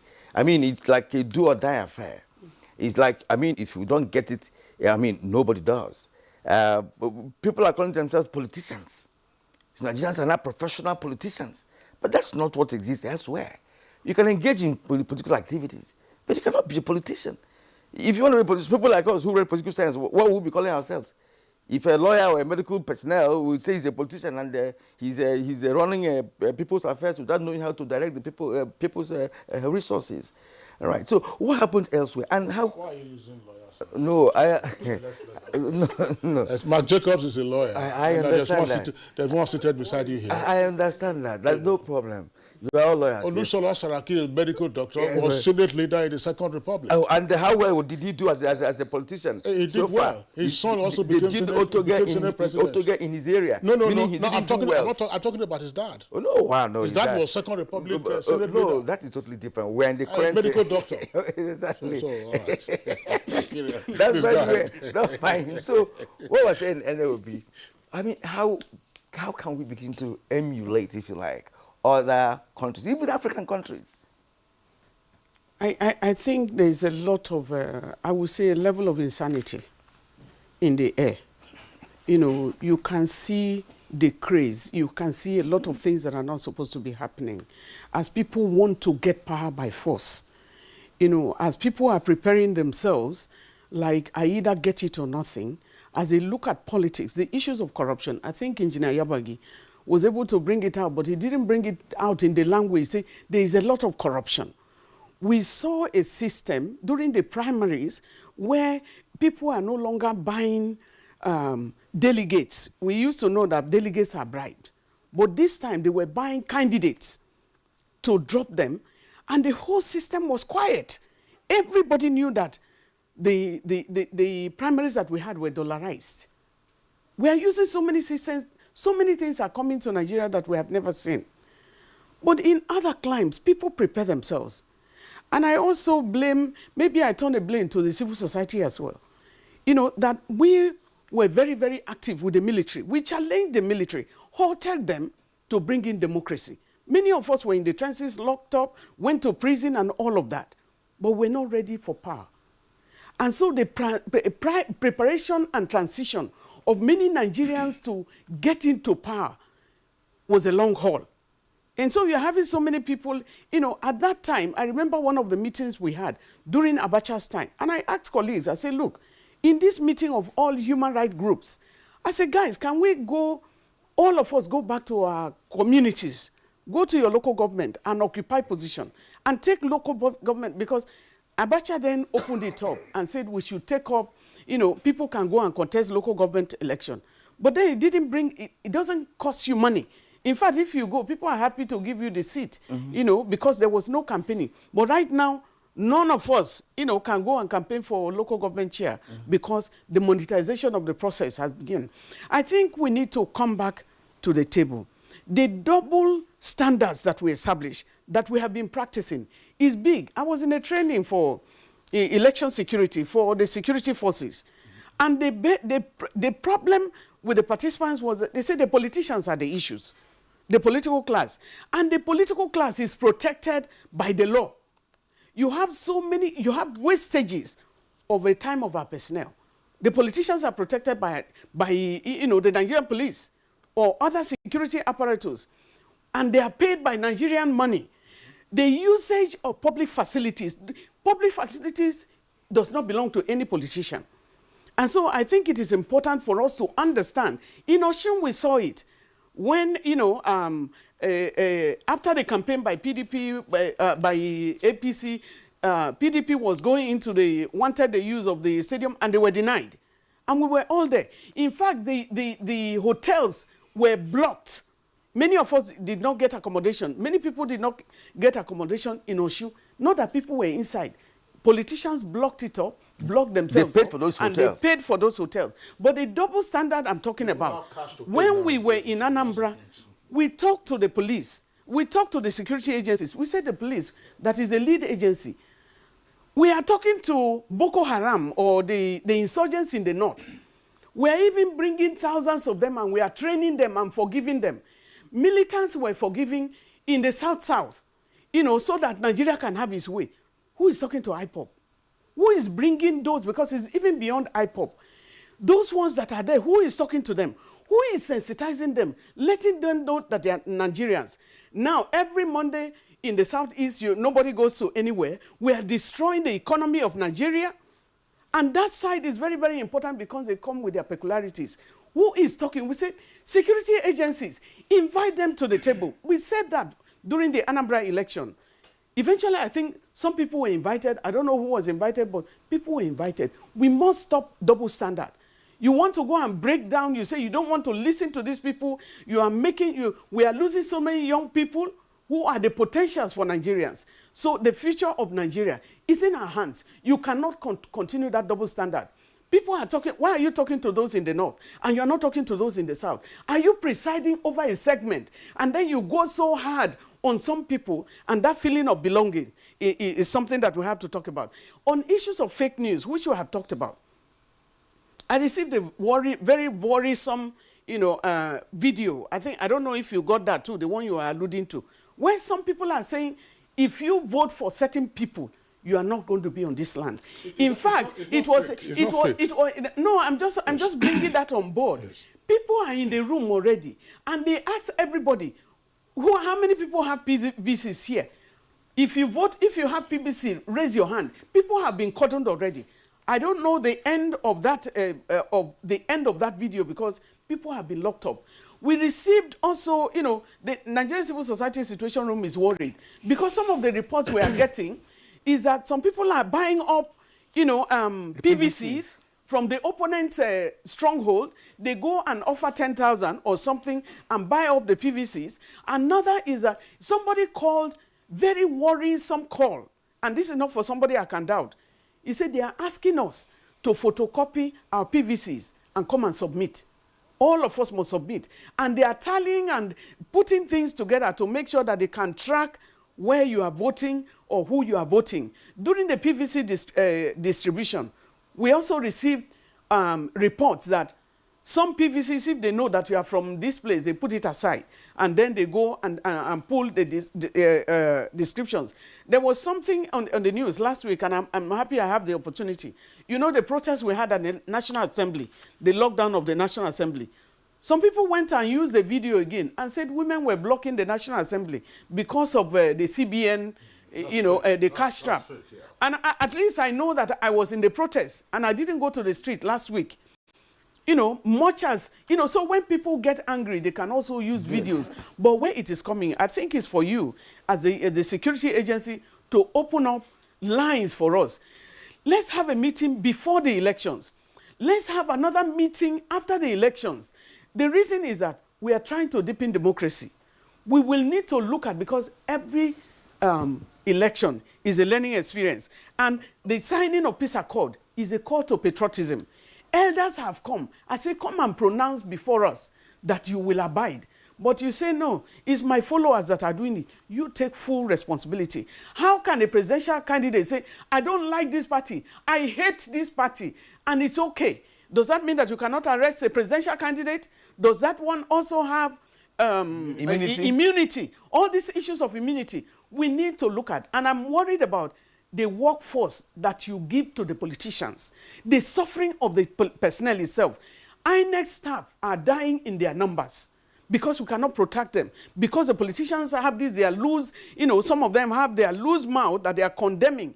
Everybody must take responsibility, and every citizen should be held accountable. Okay, NLB, thank you very much, Dad, for your comments. And just before we go on this short break, let's remind ourselves, because the point was made about what happened last year in the course of the presidential primaries, that it, in some instances, allegedly heavily dollarized.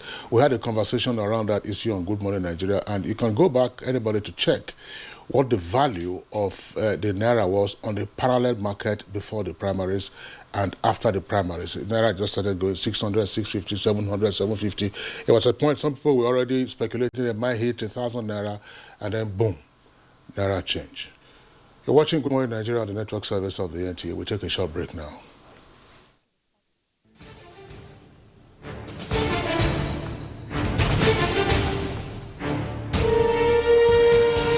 Finally, the hero of Nigeria's democracy has arrived. He shall usher us into a new phase of development, peace, and prosperity. He is the father of the new Nigeria, His Excellency President Muhammadu Buhari, GCFR.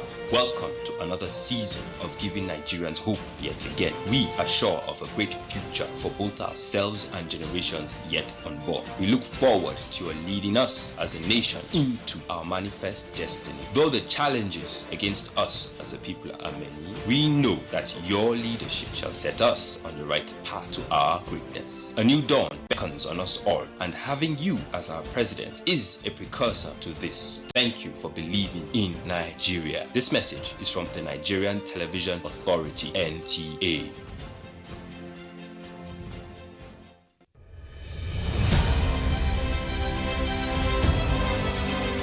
Every day in our country, senior citizens are discriminated against, disparaged, and treated with disdain by those who ought to respect them. We are all complicit in the way we have treated the elderly members of our society as institutions, families, or members of a shared society. Every time senior citizens get offered less than they deserve for the work they do because they are old, poor, and desperate, we are failing them. Senior citizen loses a child, and wow, they must be responsible for their death. Every time a senior citizen gets labeled a witch, is called mad, and shooed out of the way because they have no memory of where they were headed and look unkempt, we are failing them. We say, abeg, it all old, make it do die, make everybody for rest, to ailing parents, uncles, and aunts. That's discrimination. That is neglect. When you see an old woman getting beat up and being accused of witchcraft, do not turn the other way. Stop and teach people that white hairs, wrinkles, and hunchbacks are no evidence of witchcraft. Aging comes with a memory decline. Sometimes it's not out of place to have elderly people lose their way, forget details of their lives, and how to properly take care of themselves. When they get to this stage, they deserve your empathy, not scorn. Our ailing fathers, mothers, aunties, and uncles are deserving of quality healthcare and peaceful transition. Make their last moments memorable. Senior citizens have paid their dues. They deserve your care. Stop all forms of discrimination against them today.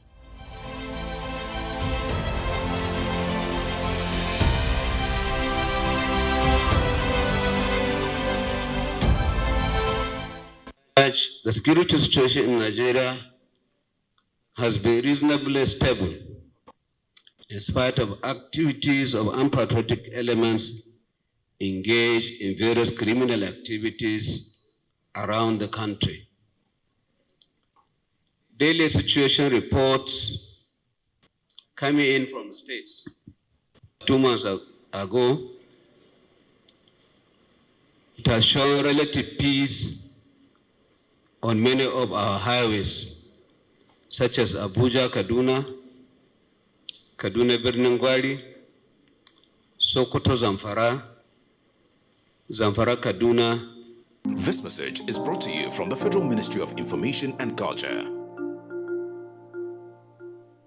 Our pastors, our imams, in every church, in every mosque, please realize that in the course of praying for peaceful and transparent elections, we all have duties beyond prayers. If we want a stable society before, during, and after the elections, what should you be saying to those that worship with you? All Sundays and all Fridays, you are saddled with the responsibility of bringing up good generations. It is therefore your duty to both man and God to ensure peace all the time.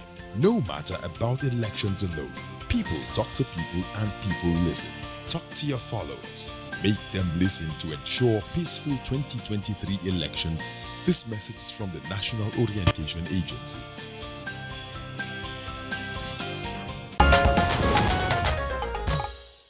All right, you're welcome back, and it's still Good Morning Nigeria on the network service of the Nigerian Television Authority. I want to return to the chairman of IPAC, Engineer Yabagi-Sani. Engineer Yabagi-Sani, I raised the question earlier about the threats and intimidation of potential voters who are being told, as I said, chase them into the mountains, ruin their businesses, or chase them into the desert or some other location, to the sea or some other location.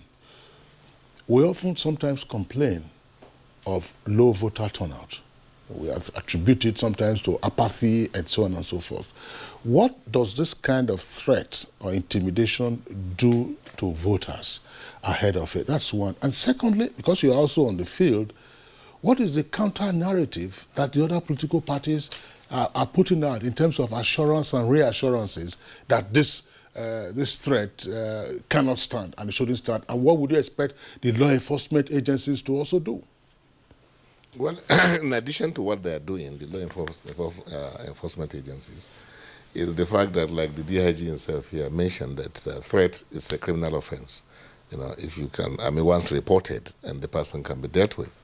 You know, and then so we will expect that the police will rise to the occasion and ensure that they nip this in the bud, because, like we have said here, if during campaigns, you know, these people have come out to say what they are going to do on the day of elections, and life doesn't have a duplicate that will say, okay, I will just, you know, risk it all, I will go out regardless.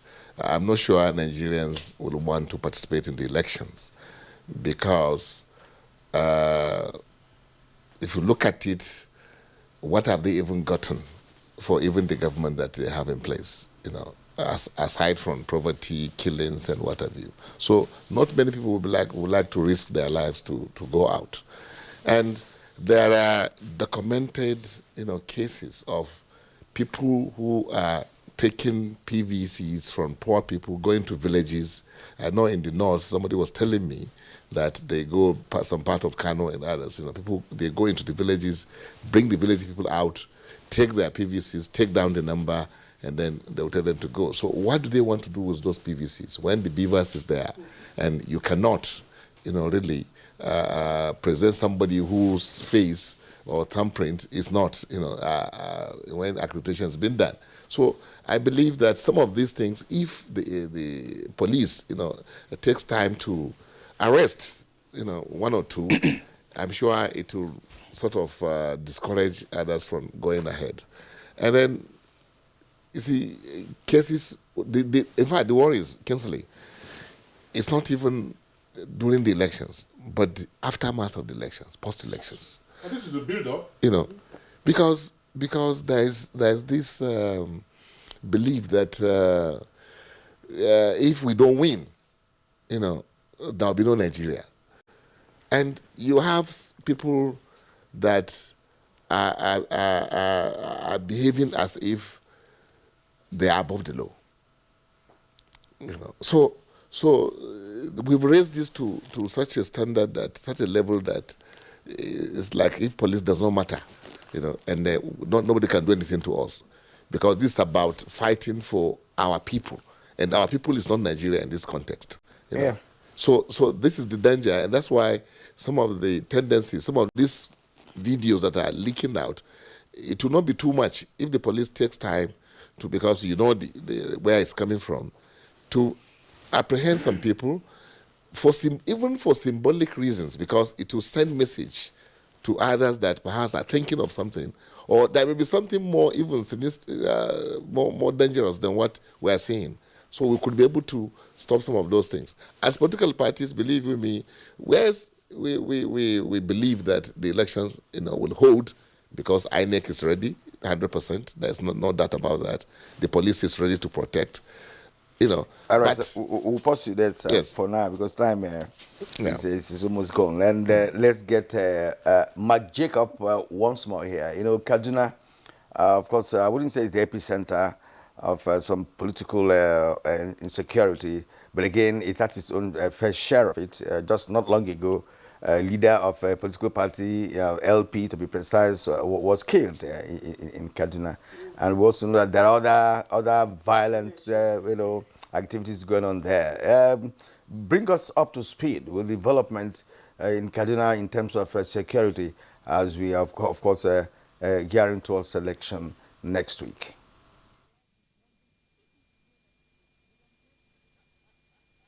Well, I can say very frankly that elections will hold in Kaduna, because to a large extent, the security agencies have done some work that must be commended in curbing the level of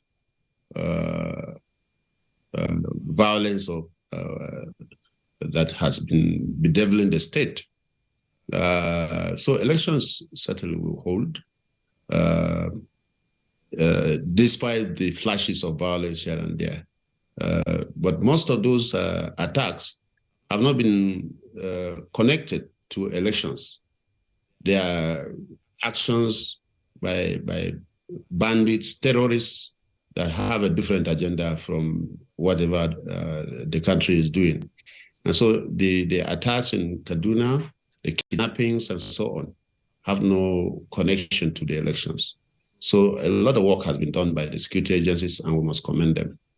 Now, as for political violence or the issues surrounding elections, we have seen a lot of lopsidedness. I was chairman of the venue committee for the campaign of the presidential candidate of the PDP.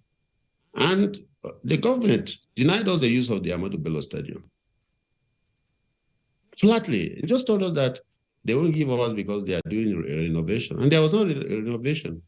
A few weeks after, they granted the venue to another political party. So, like someone has said in this discussion, the actions of government and those in authority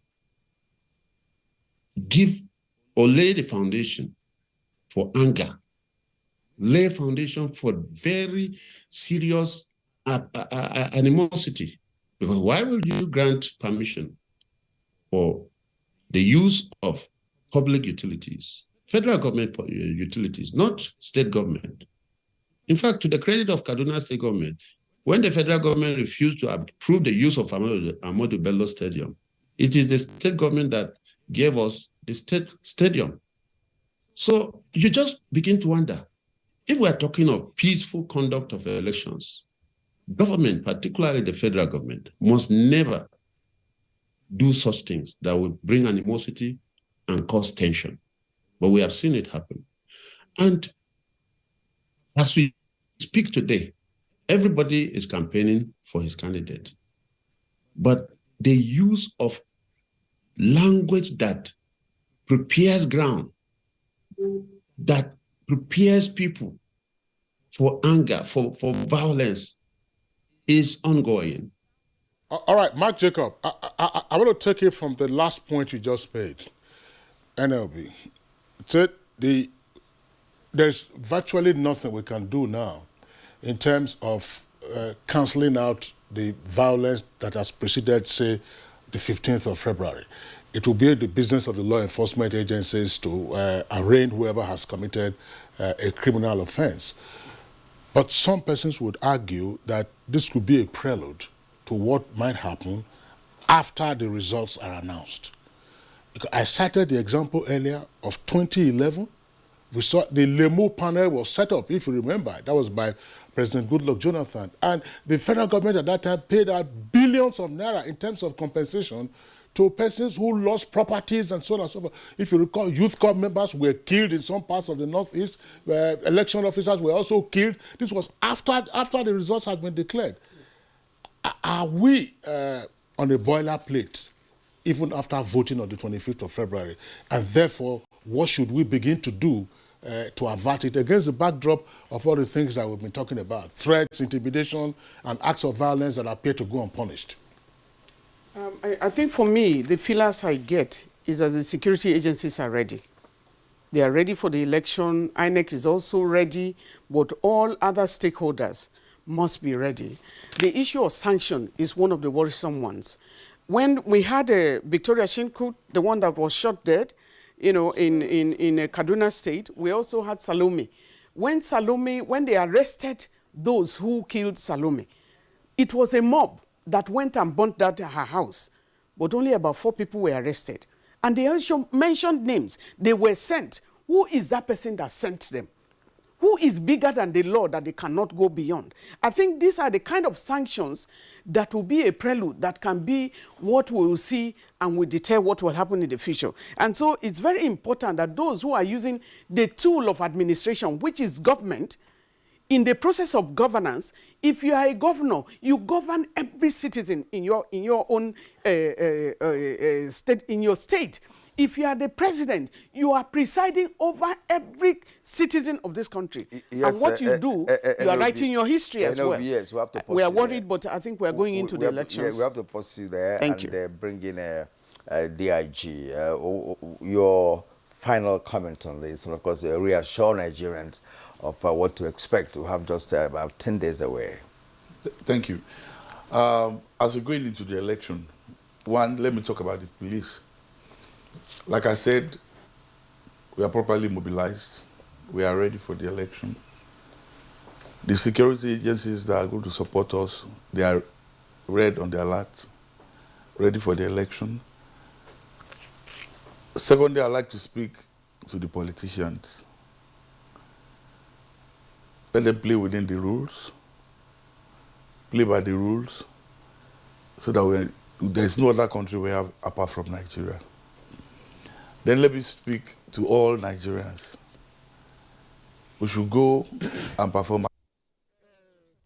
Love. So, since that time I said, I have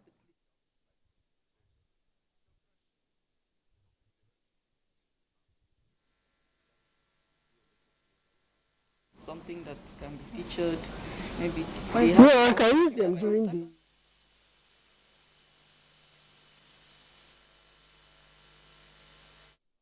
Showing Nigerians that we are not going to have any problem. Okay. Okay. We want to agree with you too, and of course, like you said, men are mobilized, and I'm sure they're also sensitized not to compromise, during election day. All right. On that note, we'd like to appreciate you for being here this morning. DIG Adeleka Deyinka, MNI, in charge of operations. Thank you again for coming. And Chairman, Inter-Party Advisory Council Nigeria, IPAC, and the presidential candidate of Action Democratic Party. We didn't have time to ask you about your party. Perhaps next week we'll have a program for, let's know how your campaign is going. We've had him, okay. We'll give him another opportunity as a regular on Good Morning No, he always comes on behalf of IPAC. Okay. No, but we are the party to beat anyway. Okay. That you know. So and that's Engineer Yabagi Sani. Thank you indeed for coming this morning. NOB, activist and country director, Action Aid, convener, Nigeria Civil Society Situation Room. It's been a pleasure. Thank you for having me. Thank you. Former Attorney General and Commissioner for Justice, Kaduna State, Mark Jacob. Oh, thank you indeed for being so sincere, for this conversation. Thank you. All right. And of course, that's how we conclude the felicitations with our guest this morning. All right. All right. Thank you for being with us. Tomorrow is another day, same time, 7 o'clock in the morning. Look after yourselves. As I always say, I'm Kingsley Osadolo. And I'm Kirian Umayo. Thank you for watching. I'll see you again next week.